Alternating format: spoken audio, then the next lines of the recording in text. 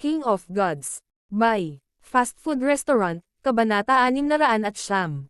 Itinatag ng kapitan ang kanyang dominasyon. Hinahamon ba ni Lianya ang pagiging kapitan? Ang Skeletal Division Leader, si Lulan Jishui, at ang kumpanya ay hindi maiwasang magpakita ng interes. Bagamat si Zhao Feng ay ang kapitan ng Blue Lightning Sea Skyship, hindi pa talaga siya nakipag-sparring sa sinuman sa mga mandaragat. Dagdag pa sa katotohanan na si Zhao Feng ay nakalusot lamang at nagbigay ng nakakagulat na aura na halos maihahambing sa Great Origin Core Realm, lahat ay lubhang na curious. Oo naman. Tumanggaw si Zhao Feng. Hindi lamang ang hamon ni Lianya ay tungkol sa Eternally Sealed Palace Lord at sa Spiritual Zone Teleportation Array, nais ni Zhao Feng na subukan ang kanyang bagong lakas. Lumipat ang grupo sa isang martial arts field makalipas ang ilang sandali. Ang mga hotel sa Void Ocean Spiritual Palace ay iba sa mga hotel sa mortal na mundo. Ang mga hotel dito ay itinayo ng mga opisyal, at lahat ng nanatili sa isa ay isang dalubhasa mula sa labas ng mundo. Ang espasyo sa loob ng alinman sa mga hotel ay maihahambing sa isang buong kastilyo, at ang larangan ng martial arts sa loob ng hotel ay hindi rin normal. Halimbawa, ang field dito ay ilang daang yarda ang lapad, at mayroon itong mga protection sa paligid nito. Itago ang laban. Sinabi ni Lianya sa isang manggagawa sa malapit. Shua. Bahagyang ngumiti ang manggagawa at iwinagayway ang bandila ng array. Ang larangan ng martial arts ay agad na natatakpan ng isang itim na screen, na nangangahulugan na ang mga nasa labas ay hindi makakapanood maliban kung narating nila ang Void God Realm. Hindi maiwasan ni Zhao Feng na isipin ang layunin ni Lianya at kung paano ito nauugnay sa Eternally Sealed Palace Lord. Sa loob ng field, nakatayong magkaharap sina Zhao Feng at Lianya. Naroon lamang ang Skeletal Division Leader at si Lulan Jishui na nanonood. Napakalakas na ng kapitan bago siya makalusot. Ang kanyang eye bloodline ay nakapatay pa ng isang Great Origin Core Realm Sovereign Lord. Napaisip si Lulan Jishui. Sa kanilang mga pananaw, si Lianya ay talagang hindi katugma ni Zhao Feng. Kapitan, mangyaring huwag gamitin ang iyong eye bloodline kapag nakikipaglaban ka sa oras na ito. Tanong ni Lianya. Huwag gamitin ang kanyang eye bloodline. Bahagyang huminto ang lahat. Itong Lianya ay medyo tuso. Sabi ni Lulan Jishui, ngunit nang sabihin iyon ni Lianya, hindi namula ang kanyang mukha at hindi bumilis ang tibok ng kanyang puso. Alam niya na kung gagamitin ni Zhao Feng ang kanyang eye bloodline, wala na siyang pagkakataon. Hihihi, hindi ko gagamitin ang eye bloodline ko, pero may mungkahi ako. Ngumiti si Zhao Feng. Tumigil si Lianya. Hihigpitan din ba siya ng kapitan? Sa sandaling ito, hindi sapat ang isa lang. Bakit hindi ninyo ako labanan? Dama po ang tingin ni Zhao Feng sa Skeletal Division Leader. Dalawa ng sabay. Si Lianya at ang Skeletal Division Leader ay nagsiwalat ng mga natigil ang ekspresyon. Nakipag-away sa dalawa ng sabay-sabay nang hindi ginagamit ang kanyang kapangyarihan sa eye bloodline. Nanlaki ang mga mata ni Lulan Jishui. Bago sila pumasok sa walang limitasyong karagatan, lubos na umasa si Zhao Feng sa Skeletal Division Leader.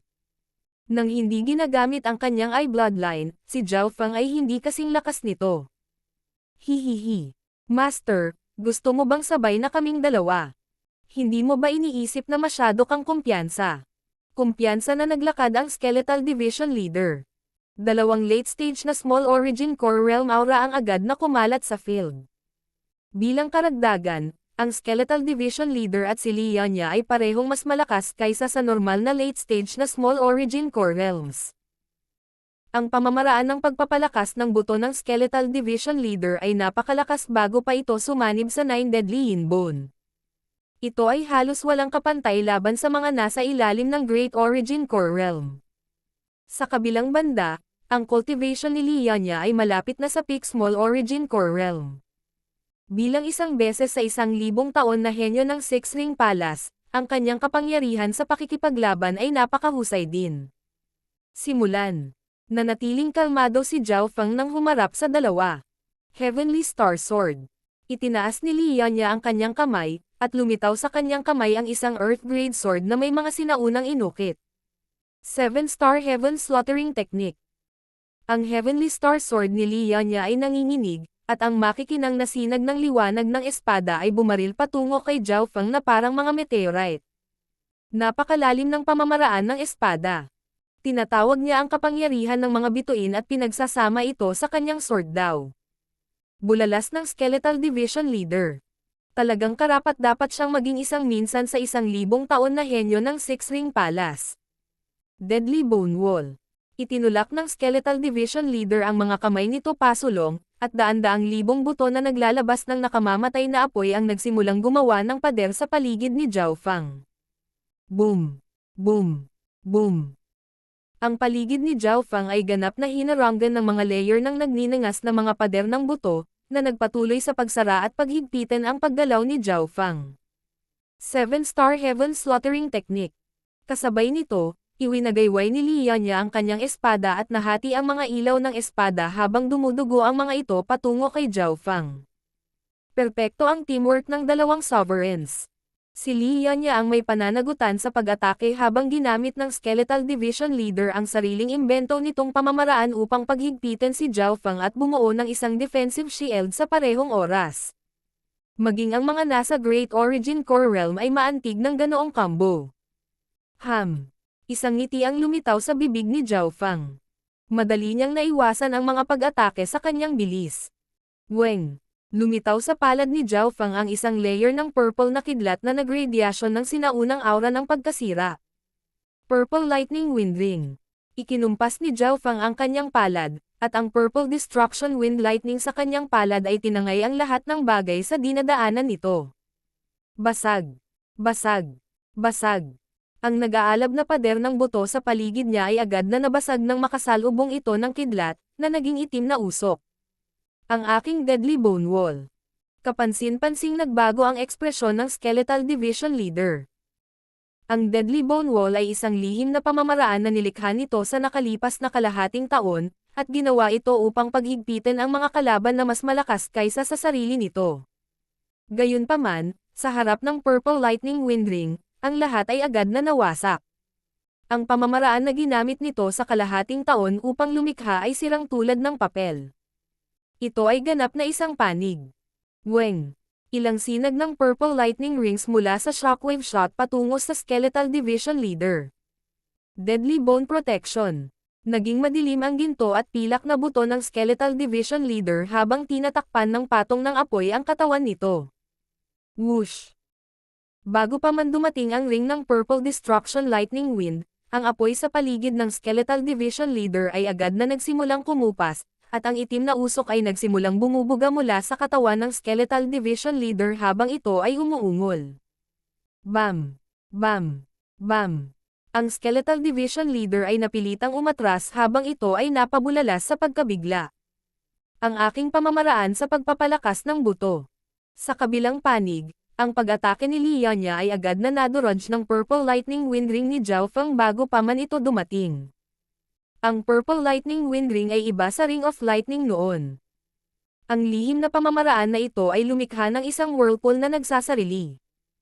Ang Purple Lightning Wind Ring ay maaaring gamitin para sa parehong opensa at depensa. Si Zhao Feng ay nakatayong hindi gumagalaw habang ang kapangyarihan ng Purple Lightning Wind Ring ay tumatawid sa lahat ng bagay na dinadaanan nito. Ito ay tulad ng isang natural na kalamidad na dumurog sa lahat ng bagay na nakaharang sa daanan nito. Boom! Napilitan si Liya niya na umatras ng 12-dosenang yarda, at itim na usok ang bumubuga mula sa kanyang katawan. May mga scorch marks na sa kanyang katauhan. Ang kanyang depensa ay hindi kasing lakas ng Skeletal Division Leader, kaya halatang nasugatan din siya ng Purple Destruction Wind Lightning. Deadly Bone Strength Enang. Ang Skeletal Division Leader ay naging isang nagninangas na higanteng buto, at ang bawat paggalaw at pagkilos nito ay naglalaman ng walang limitasyong kapangyarihan habang ang apoy ni Nakamatayan at Yin ay umuungol. Sa harap ng panggigipit ni Zhao Feng, ginamit nito ang lihim na pamamaraan nito ng walang pag-aalinlangan. Sa ilalim ng bagong estado nito, halos hindi nito maharangan ang mga singsing ng lilang kidlat. Sa kabilang panig, si Liya niya ay napilitang pumasok sa isang sulok, at siya ay medyo nataranta. Ito ang lakas ni Kapitan. Ang isang simpleng hakbang lamang ay nagpilit na sa dalawang huling yugto ng Small Origin Core Realm sa ganoong sitwasyon. Nanginig ang puso ni Lulan Jishui. Si Zhao Feng ay hindi pa tunay na umaatake. Kahit na naabot na niya ang Origin Core Realm, paano siya magiging nakakatakot? Ang nag-aalab na higanteng buto na siyang Skeletal Division Leader ay nagsimulang umusok. Ang kapangyarihang nasa loob ng Wind Lightning Ring ay ilang beses na mas dalisay kaysa bago si Zhao Feng ay pumasok, at ang mapangwasak na aura na nakapaloob sa loob ay mas dalisay at kondensado kaysa dati. Ang Skeletal Division Leader at si Li Yanya ay napilitan na sa ganitong sitwasyon nang walang anumang pag-asang lumaban. Hihihi, dito na matatapos. Napangiti si Zhao Feng nang mawala ang mga singsing ng Purple Destruction Wind Lightning. Shua! Isang after-image ang naiwan habang ang kanyang figure ay kumikislap sa hangin na parang multo. Ang spiritual senses ng dalawang sovereigns ay hindi naramdaman ang paggalaw ni Zhao Feng. Blade of Purple Destruction. Isang manipis na talam na naglalabas ng purong destruction. Whoosh! Napasigaw ang Skeletal Division Leader habang ang isang braso nito ay pinutol ni Zhao Feng. Master, pakiusap. Halos malaglag ang kaluluwa ng Skeletal Division Leader. Sa napakalakas na defensive state, tinadtad pa rin ito ng kasing dali ng labanos. Pang! Muling gumalaw ang figure. Hindi maganda. Kapansin-pansing nagbago ang ekspresyon ni Li Yanya nang lumitaw ang isang multo sa likuran niya. Bago pa niya magawa ang anumang bagay, isang simpleng suntok na tila naglalaman ng kapangyarihan ng isang hayop ang nagpalipad at umubo ng dugo. Nakakatakot ang katawan. Sinaktan niya ako gamit lang ang kanyang pisikal na lakas. Masyado lang mabilis. Ang dalawang soberano ay walang magawa. Plop, plop. Si Li Yanya at ang Skeletal Division Leader ay parehong nahulog sa lupa. Ang kaibahan ay nawalan ng balanse si Li Yanya laban sa lakas ni Zhao Feng at bumagsak sa lupa, samantalang ang Skeletal Division Leader ay nakaluhod sa lupa sa takot. Kung ang Blade of Purple Destruction ni Zhao Feng ay tumama sa vitals nito ngayon, ang Skeletal Division Leader ay namatay na. Sa sandaling iyon, naramdaman pa nito ang layunin ng pagpatay na nagmumula kay Zhao Feng.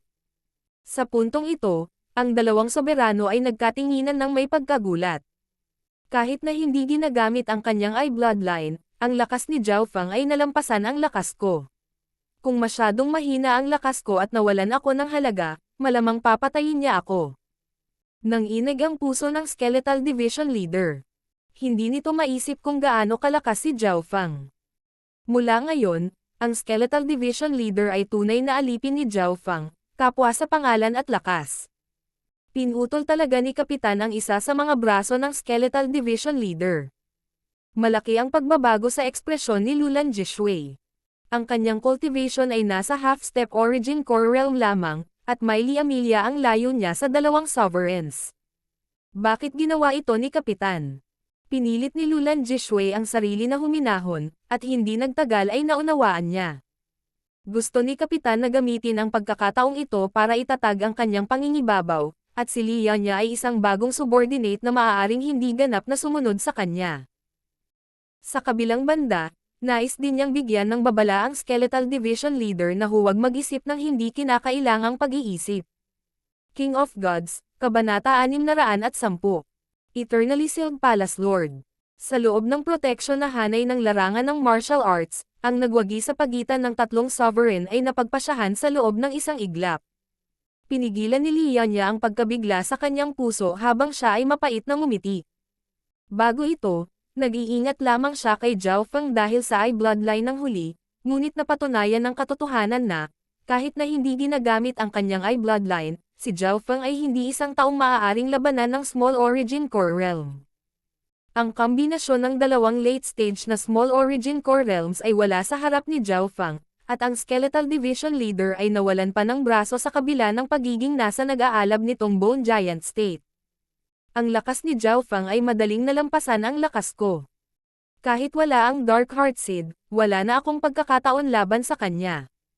Puno ng takot ang mga mata ng Skeletal Division Leader. Habang lumalaki ang pagkakaiba sa pagitan ng dalawa, ang Skeletal Division Leader ay natakot na ang halaga nito kay Zhao Feng ay mas maliit at baka ito ay itapon ni Zhao Feng. Ilang sandali pa ay bumalik na ang grupo sa kanilang silid. Ang Skeletal Division Leader ay pumasok sa 10,000 Ghost Pearl para makabawi. Lianya, paano nauugnay ang sparring natin sa tagumpay sa Eternally Sealed Palace Lord?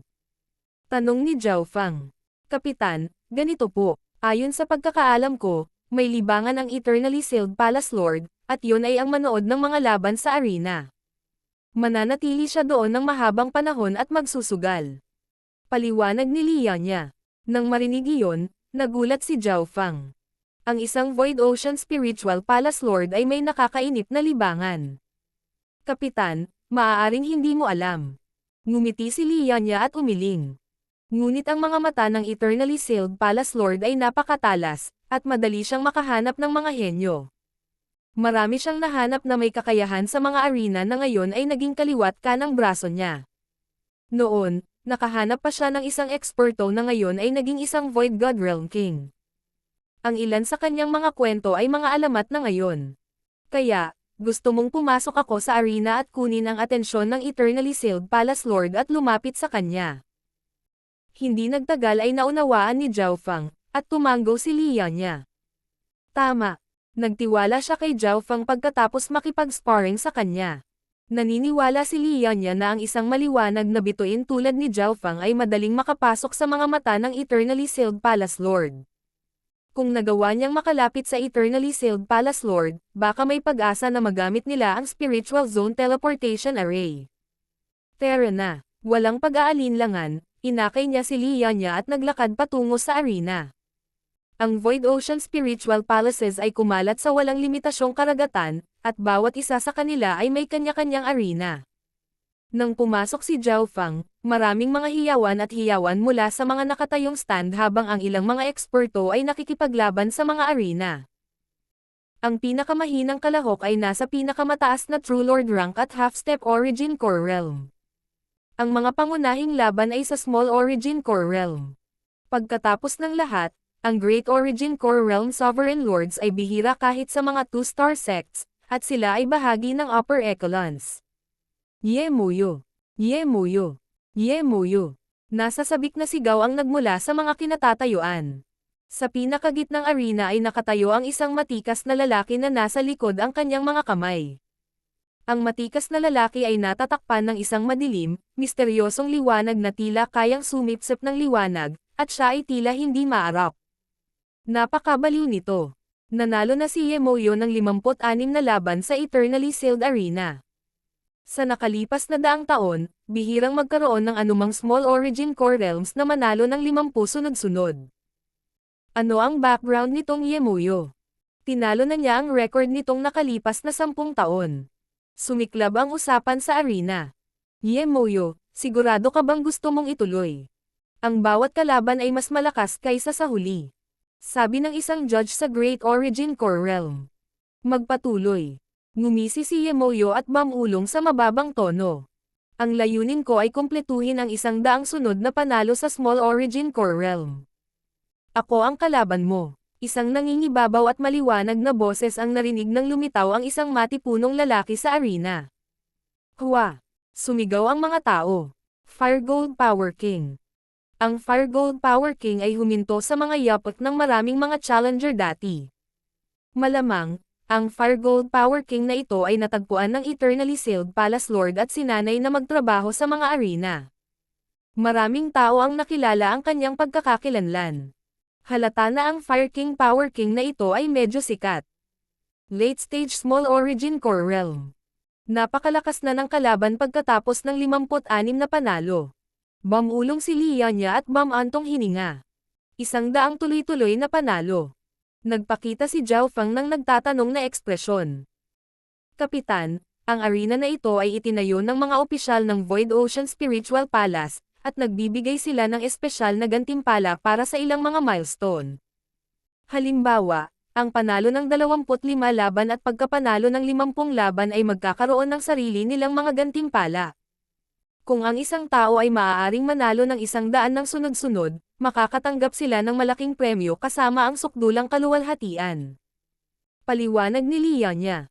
Naunawaan ni Zhao Fang ang mga patakaran ng 100-win challenge ni Ye Muyo. Dahil nagkaroon ng malaking panghuling premyo, susubukan ng mga opisyal na pigilan ang ika-100 panalo.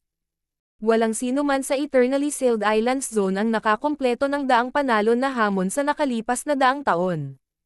Dagdag ni Lianya. 100 taon. Nagsikip ang mga balintataw ni Zhao Fang.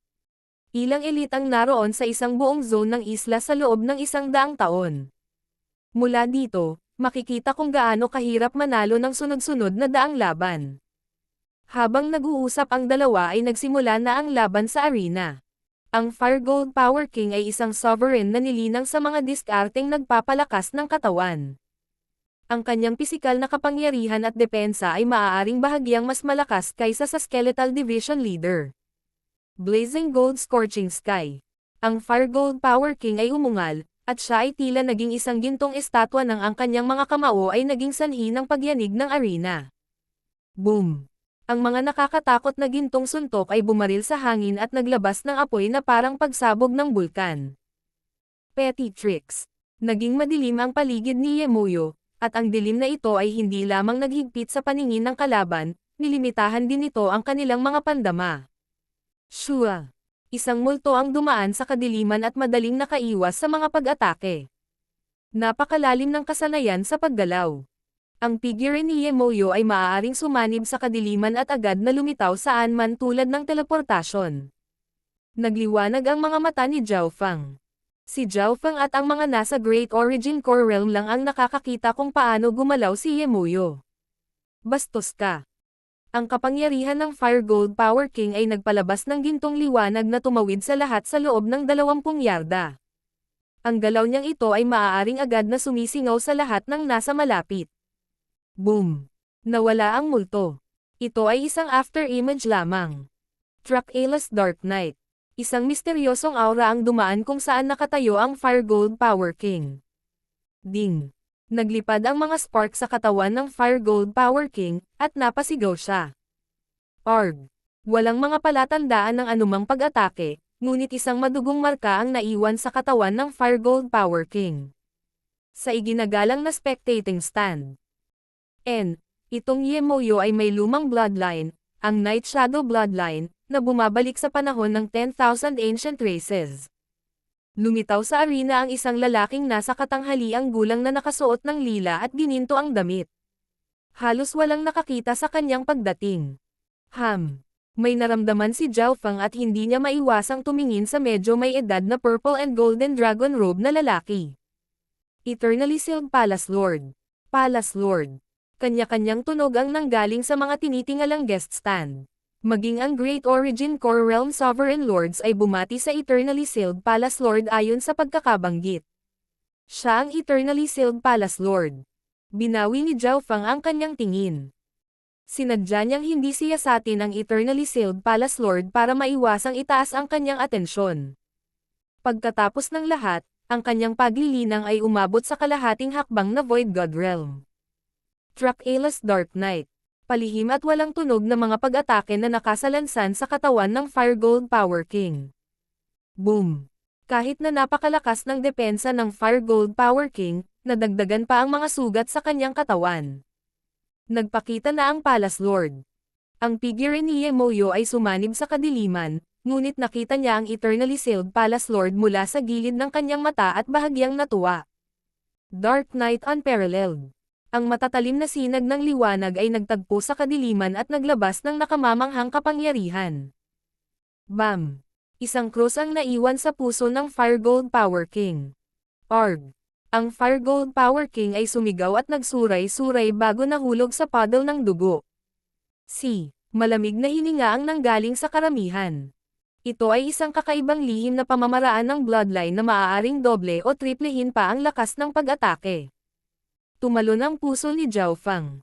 Ang cultivation ni Yemuyo na ito ay hindi pa umabot sa late stage na Small Origin Core Realm, ngunit ang lalim ng kanyang mga diskarte ay naging dahilan ng pagkatakot ng iba sa kanya. Ang tagumpay ni Yemuyo. 57 panalo. Inihayag ng hukom. Ang ilan sa mga tao ay natuwa sa resulta habang ang iba ay hindi. May sugal sa bawat laban. Pupusta ako na kaya ni Yemuyo ang 60 laban. 70 ang taya ko. Marami sa mga manonood ang naglagay ng kanilang mga taya. Ang mga kalaban ay naging mas malakas, At ang mas maraming tagumpay ang isa ay tumaya, mas mataas ang kanilang pagbabalik. Siyempre, walang nang ahas na tumaya sa kanya ng 100 sunod-sunod na panalo. Ang kasalukuyang pagbabalik ay 1 hanggang 1,000. Isang oras pagkatapos ng pagkatalo ng Fire Gold Power King, hinamon ni Yemoyo ang isa pang 3 o 4 na eksperto. Ipagpapatuloy ko ang mga hamon bukas. Nakaramdam ng bahagyang pagod si Yemoyo at itinigil ang laban. Nakipaglaban siya sa 10 laban ngayon, at lahat ng mga kalaban ay may lakas ng isang late stage na Small Origin Core Realm. Ayon sa mga alituntunin ng daang panalo na hamon, ang naghahamon ay dapat manalo ng hindi bababa sa 10 laban bawat araw bago magpahinga, maliban kung walang sapat na tao. Paliwanag ni Lianya. Shua. Sa sandaling ito, isang miyembro ng mga opisyal ng arena ang nagpakita kay Lianya at Zhao Fang. Ang bagong dating ay isang nakatatandang sovereign lord na may pulang damit. Kaibigan ko, kung gusto mo, maaari kang lumahok sa pagpigil kay Yemoyo bukas. Nakangiti ang nakapulang nakasuot na elder habang nakatingin kay Lianya. Maaaring mangyari ito. Nagpakita si Zhao Fang ng kakaibang ekspresyon. Walang emosyong sinabi ng matanda na nakasuot ng pulang damit. Bakit hindi? Ang daang panalo na hamon ay kumakatawan sa sukdulang kaluwalhatian at gantimpala. Paano ito madaling makuha? Normal lang na humingi ng tulong sa labas. Pagkatapos sabihin iyon, tumingin siya kay Lianya ng may interes. Ang cultivation ni Lianya ay malapit na sa peak Small Origin Core Realm, at halatang nakita ng taong ito ang cultivation ni Lianya at gusto niyang pigilan si Yemoyo. King of Gods, Kabanata 611. Magkakasunod na labanan. Kinatawan ng mga elder ang mga opisyal ng arena. Ang kaluwalhatian ng daang panalo na hamon ay hindi madaling maangkin. Ito ay hindi lamang isang malaking kawalan sa arena sa pananalapi, ito rin ay nag-aalala sa katanyagan ng arena, at ang kahulugan ng daang panalo na hamon. Masyadong misteryoso at makapangyarihan ang bloodline ni Yemoyo. Hindi mataas ang tsansa kung manalo. Sabi ni Lianya. Kung ang pagkakaiba sa pagitan ng cultivation ay hindi malaki, ang bloodline at armas ay may malaking salik. Gayunpaman, ang mga armas ay itinuturing na tulong sa labas, samantalang ang mga linya ng dugo ay maaaring palakasin ang depensa, bilis, at iba pang aspeto ng isang tao. Ang ilang mga bloodline ay may mga espesyal na kakayahan. Si Yemoyo ay isang halimbawa. Ang bloodline ni Yemoyo ay mas mababa lamang sa mga bloodline ng 10,000 ancient races gaya ng kay Zhang Fan, at sapat na ang kanyang battle power para masira ang pagkakaiba sa cultivation. Sinuri ni Zhao Fang. Ang pagkakaibang iyon sa cultivation ay ang pagkakaiba sa pagitan ng Small Origin Core Realm at ng Great Origin Core Realm. Halimbawa, si Zhang Fan mula sa Sacred Lands ay nasa mga unang yugto lamang ng Small Origin Core Realm, ngunit ang kanyang lakas sa pakikipaglaban ay maihahambing sa mga unang yugto ng Great Origin Core Realm. Sa kabilang banda, ang bloodline ni Yemoyo ay mas mababa lamang sa 10,000 ancient races, at ang kanyang cultivation ay halos nasa late stage na Small Origin Core Realm. Mas mahusay din ang kanyang mastery sa bloodline techniques. Sa makatuwid, ang kanyang kabuuang lakas ay maaaring mas malakas pa kaysa kay Zhang Fan mula noon. Hihihi, hindi ko inaasahan na matatalo mo si Yemoyo. Ang kailangan mo lang gawin ay sayangin ang kanyang True Yuan at bloodline power. Tumawa ang matanda, at isang invisible na aura ang bumalot sa tatlo upang hindi marinig ng iba sa labas ang sinasabi. Nang marinig iyon, naunawaan ni Zhao Fang. Magkasunod na laban. Nagpalitan ng tingin sina Zhao Fang at Lianya na may pagtataka. Marahil ay hindi mataas ang tsansa na manalo si Lianya laban kay Yemoyo, ngunit kung may 2 o 3 iba pa na maihahambing kay Lianya at lumaban sila sa magkasunod na laban, maaaring iba ang resulta. Nakasaad sa mga alituntunin na ang bawat mananalo ay kailangang manalo ng 10 laban bago mabigyan ng karapatang magpahinga, maliban kung wala ng mga tao na natitira. Ano ang iniisip ng munting kaibigan? Kung magagawa mong gugulin ang 30% ng bloodline power ni Yemoyo o True Yuan, agad kang magiging isang inestima na panauhin ng Void Ocean Spiritual Palace. Ngumiti ang matanda at sinabing. Gumalaw ang puso ni Lianya, at tumingin siya kay Zhao Fang. Ang mga mahal na panauhin ng Void Ocean Spiritual Palace ay may maraming espesyal na karapatan, kabilang ang mga diskwento sa mga pamilihan na pag-aari ng mga opisyal. Ang pagiging isang kagalang-galang na panauhin ng Void Ocean Spiritual Palace ay hindi lamang isang titulo ng kaluwalhatian, may mga nasasalat na benepisyo. Kahit na ang ilang mga soberano ay gagawin ang lahat upang maging isa. Subukan mo. Bahagyang tumango si Zhao Fang, hinayaan si Lianya na subukan ang tubig. Deal. Bahagyang nagulat si Elder. Si Lianya, na halos nasa peak stage na Small Origin Core Realm, ay tila nakinig kay Zhao Fang. Sa mismong araw na iyon, si Lianya ay pansamantalang naging katulong ng mga opisyal. Para sa mga laban bukas, ang mga opisyal ay nagtipon ng 4 o 5 eksperto. Ang pinakamababang cultivation sa kanila ay ang middle stage na Small Origin Core Realm, ngunit ang kanilang tunay na battle power ay nasa late stage na Small Origin Core Realm. Sa ikalawang araw, dumating si Yemoyo sa arena na puno ng hangarin sa labanan. Inipon na ng mga opisyal ang kanilang kapangyarihan at handa silang pigilan ang sunod-sunod na tagumpay ni Yemoyo. Marami ring taya. Malaking halaga ang perang kasama. Matagal nang dumating ang Eternally Sealed Palace Lord sa kanyang Purple and Golden Dragon Robe. Palace Lord, ang mga laban ngayon ay magiging kapanapanabik. Magalang na sabi ng matanda. Ang Eternally Sealed Palace Lord ay mahinang tumango. Alam niya ang mga patakaran ng 100 panalo na hamon ng lubos na malinaw. Ayon sa pamantayan, pagkatapos manalo ang isa sa 50 laban, ang mga susunod na laban ay magkakasunod na laban na sunod-sunod. Simulan. Ikinaway ng hukom ang kanyang kamay. Nagsagupaan si Yemoyo at ang kanyang kalaban. Ang una niyang kalaban ay isang maliksi na babae na dalubhasa sa bilis. Ang kanyang cultivation ay malapit na sa late stage na Small Origin Core Realm, katulad ni Yemoyo. Shua. Isang maliksi na figure at isang multo ang kumislap sa ere at naging blur. Sa unang laban na ito, hindi man lang ginamit ni Yemoyo ang kanyang bloodline power. Ginamit lang niya ang bilis para labanan ang bilis. Flower Teleportation Figure Flash. Ang figure ng ginang ay nagsimulang mamulaklak na parang bulaklak habang ito ay naging 12 ng mga figure. Ang mga figure na ito ay kumislap sa buong arena at pinalibutan si Yemoyo. Boom! Boom! Boom! Sa tuwing makakabangga niya ang isa sa mga figure ng ginang ay madudurog ito, at kahit na matamaan pa niya ang tunay ay mapapalitan ito ng iba. Itong mga flower doppelganger na ito ay may koneksyon sa totoong katawan. Hindi ko makita ang totoo o peke, at anumang pinsala sa tunay na katawan ay maaaring baliwalain. Hindi mapigilan ni Yemoyo na mataranta. Shua! Boom! Lumilipad ang mga figure sa paligid niya, at sa tuwing magsasalpukan sila ay may lalabas na liwanag. Mukhang nagmula ang husay ng babaeng iyon sa malapit na 2-star sect, ang Flower Palace. Kaya ito ay isang diskarte mula sa Flower Teleportation True Bible. Maraming tao ang nakapansin sa kasaysayan nito. Medyo solemn na ang ekspresyon ni Yemoyo. Napakagulo na ng una niyang kalaban. Hihihi. Kahit ang mga eksperto mula sa Flower Palace ay interesado sa mga diskarte sa Night Shadow Bloodline. Ngumiti ng matamis ang matanda. Kahit na hindi manalo ang ginang ngayon, magagawa niyang gugulin ang maraming enerhiya ni Yemoyo. Dark Night Moon Demon Sky. Isang malamig na liwanag ng buwan ang biglang lumitaw mula kay Yemoyo habang ang imahe ng isang demonyong may 4 na pakpak ay nabuo sa kanyang likuran.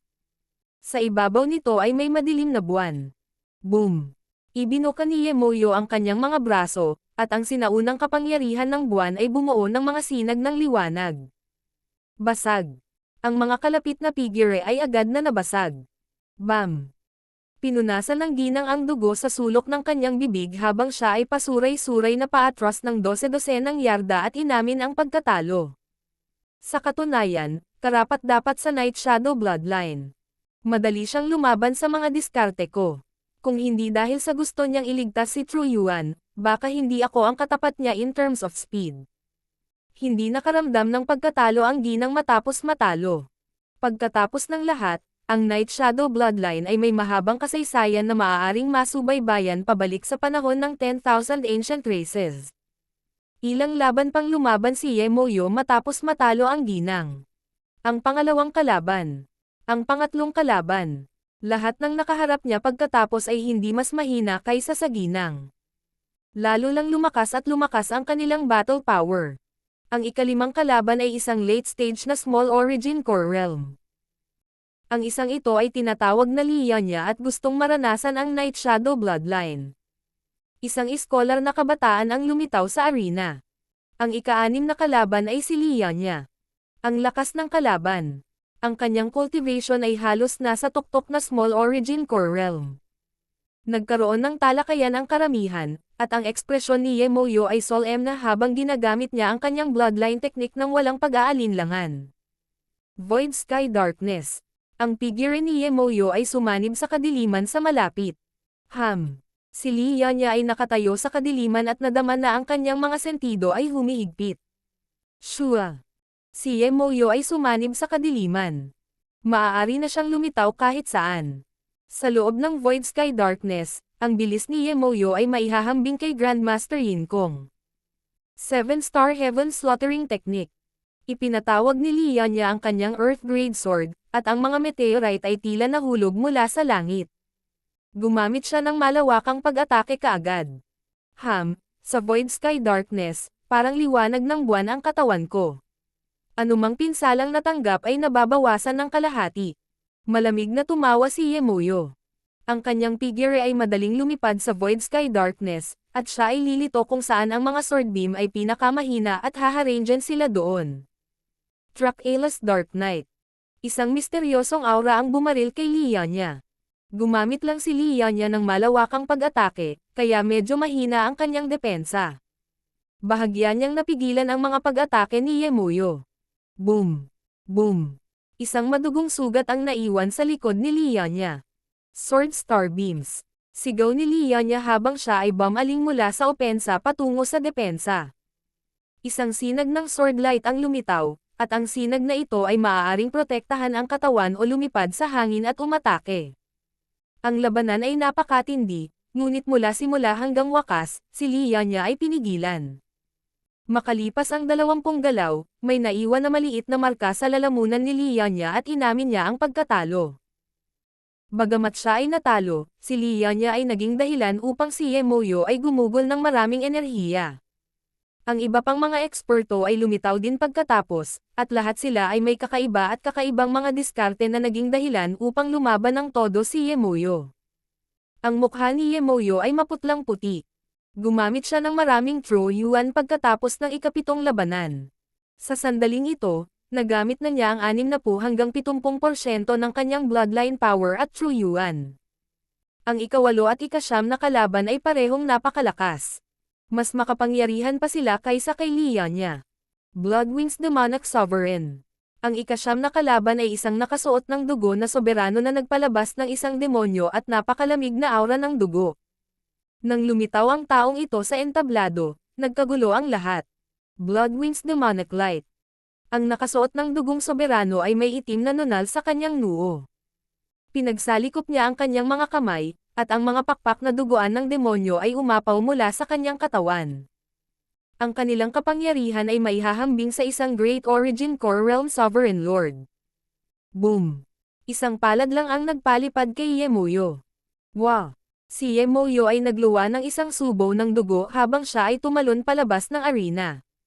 Sa sandaling ito, ang kanyang True Yuan ay ganap na walang laman, at wala na siyang kapangyarihang lumaban laban sa Bloodwings Demonic Sovereign na ang lakas paglalaban ay maihahambing sa Great Origin Core Realm. Hahaha! Kahit isang galaw ay hindi mo mapipigilan. Masyadong mahina. Tumawa ang Bloodwings Demonic Sovereign nang umalis siya sa arena. Doon natapos ang 100-win challenge ni Ye Mouyo, at ang mga buntong hininga ng panghihinayang ay nagmula sa karamihan. Kung si Ye Mouyo ay nasa kanyang pinakamataas na estado, marahil ay maaari niyang labanan ang Bloodwings Demonic Sovereign, ngunit ang kanyang True Yuan at Bloodline na kapangyarihan ay naubos na lahat noon pa man. Itong si Ye Mouyo ay isang bihirang henyo. Hayaan mo siyang makipagkita sa akin mamaya. Ang Eternally Sealed Palace Lord ay nagsabi sa mababang tono. Sa sandaling ito, may malungkot na ekspresyon si Ye Moyo habang kinakagat niya ang kanyang mga ngipin. Ang daang panalo na hamon na ito ay hindi patas. Gumagamit ka lang ng mababang tricks tulad ng magkakasunod na laban. Hindi mo man lang kaya ang magkasunod na laban. Ang daang panalo na hamon ay kumakatawan sa sukdulang kaluwalhatian, isang taong hindi natatakot sa anumang mga panlilinlang at may walang katulad na lakas sa pakikipaglaban. Nanunuya ang matanda, habang si Ye Moyo ay nakaramdam ng galit at niloko. Salubungin natin ang ating pinakabagong 100-win challenger. Zhou Feng. King of Gods, Kabanata 612. Instant 30 victory. Salubungin natin ang ating pinakabagong 100-win challenger. Zhou Feng. Isang maliwanag na boses ang umalangaw-ngaw sa buong arena. Dahil sa pagkatalo ni Ye Moyo, medyo madilim ang kapaligiran, ngunit ang lahat ay biglang nayanig sa boses na ito. Ang isa pang naghahaman ay lumitaw sa lalong madaling panahon. Maraming eksperto ang nagulat. Ang hindi patas na pagkatalo ni Ye Moyo ay hindi sapat para pigilan ang challenger na ito. Higit pa rito, direktang sinimulan ng bagong challenger na ito ang hamon pagkatapos matalo si Ye Moyo. Nangangahulugan ito na ang kanilang lakas ay dapat kasing lakas ni Ye Moyo. Zhou Feng. Hindi kailanman narinig tungkol sa kanya. Anong uri ng tao ang magiging bagong challenger na ito? Ang kapaligiran sa arena ay muling lumiwanag, at ang mga tingin ng karamihan ay naging umaasam. Ang isang figure sa Small Origin Core Realm ay dahan-daang lumakad papunta sa entablado. Ang bagong challenger na ito ay isang mahinahong kabataan na mga 20 taong gulang lamang. Mula sa Zhao family hanggang ngayon, siya ay naging isang makapangyarihang kabataan. Siya si Zhou Feng. Maraming titig ang nadismaya ng dumapo sila sa kabataan. Mukhang hindi espesyal ang bagong challenger na ito. Ang kanyang cultivation ay hindi kasing taas ni Ye Moyo. Yung batang yon. Nagningning ang mga mata ng elder habang nakatingin kay Lianya. Kung tama ang pagkakaalala niya, magkasama sina Zhou Feng at Lianya. Mas mahina pa siya sa akin at naglakas loob na subukan ang 100-win challenge. Ang mga kamao ni Ye Moyo ay mahigpit na nakakuyom. Nakaramdam siya ng hiya. Ang unang labanan ng daang panalo na hamon. Walang pakialam na sabi ng isang judge ng Great Origin Core Realm. Sa sulok, si Ye Moyo ay nakamasid ng may malamig na tingin. Nais niyang personal na masaksihan ang pagkatalo ng challenger na ito bago umalis. Hihihi, ang brat na ito ay nasa mga unang yugto lamang ng Small Origin Core Realm. Isang himala kung kaya niyang tumagal ng higit sa 4 o 5 laban. Ang mga talakayan sa malapit ay eksakto kung ano ang iniisip ni Ye Moyo. Sa entablado, ngumiti si Zhou Feng. Ang kaluwalhatian ng daang panalo na hamon ay kukunin ko. Katawa-tawa. Maraming nanonood ang nagmulat ng kanilang mga mata, at ang mukha ni Ye Moyo ay kumaibot. Saan kaya nakuha ng brat na ito ang tiwala niya? Ito ay isang kahihiyan lalo na para sa isang tulad niya na natalo na. Hihihi, brat. Kung hindi ka manalo ng 10 laban, hindi mo na maibabalik ang entrance fee. Tumawa ang matanda. Sa sandaling iyon, hinarap ni Zhou Feng ang kanyang unang kalaban. Brat, hayaan mong makipaglaro sa iyo ang manonood na ito. Isang Small Origin Core Realm na nasa katanghaliang gulang na lalaki ang pinagdikit ang kanyang mga palad habang siya ay lumabas sa entablado na may mapaglarong ekspresyon. Ang nasa katanghaliang gulang na Small Origin Core Realm ay isang manunood na umabot sa maagang yugto ng Small Origin Core Realm, katulad ni Zhou Feng. Ang mga unang yugto ng daang panalo na hamon ay karaniwang binubuo ng mga manunood, at ang mga opisyal ay hindi masyadong mahigpit sa mga bagay sa puntong ito. Hanggat ang isa ay hindi nanalo ng 50 laban, hindi nila itaas ang atensyon ng mga opisyal. Simulan. Ikinaway ng hukom ang kanyang kamay. Tumawa ang nasa katanghaliang gulang na sovereign at hinagis ang isang simpleng kamao kay Zhou Feng, at naging sanhi ito ng pag-ungol ng Heaven Earth Yuan Qi. Kung ang kamao na ito ay itinapon sa isang kontinente, magagawa nitong sirain ang isang bundok, ngunit ito ang Void Ocean Arena. Ang mga pag-atake ng bawat uri ay pinaghigpitan. Bam! Ang pag-atake ng nasa katanghaliang gulang na sovereign ay hindi nakuha, at ang kanyang katawan ay nanlamig habang siya ay pinalipad. Ano ang nangyayari? Ang nasa katanghaliang gulang na soberano ay walang nakitang anuman bago siya itinapon palabas ng arena. Plop! Ang nasa katanghaliang gulang na soberano ay nagluwa ng isang subo ng dugo pagkalapag sa lupa. Agad na tumahimik ang arena, at ang mga ngiti ng panunuya sa mga ekspresyon ng mga manunood ay natigil. Ho! Dahan-daang bumuga ng hangin si Zhao Feng sa kanyang kamao habang siya ay lumapag sa lupa. Ganito lang natapos. Ang bilis naman. Maraming manonood sa wakas ay bumalik sa realidad. Karamihan sa kanila ay hindi man lang makita kung paano kumilos si Zhao Feng, at ang puso ni Elder na may pulang damit ay tumalon. Mukhang malakas nang nag-charge ang bagong challenger na ito. Sa pag-iisip kung paano tila nakinig si Lianya sa mga utos ng kabataang ito, ang puso ng nakapulang nakasuot na Elder ay bahagyang nabagabag. Sa gitna ng tinitingalang bisitang nanonood ay nakatayo. Puro physical strength ang suntok na iyon. Ang kanyang katawan ay parang isang higanteng hayop. Bulong ng Eternally Sealed Palace Lord. Dahil ito ang daang panalo na hamon, ang hitsura ni Zhao Feng ay nakakuha ng atensyon ng Panginoon, at nagulat siya sa maraming tao. Ang pangalawang laban. Ikinaway ng hukom ang kanyang kamay. Whoosh!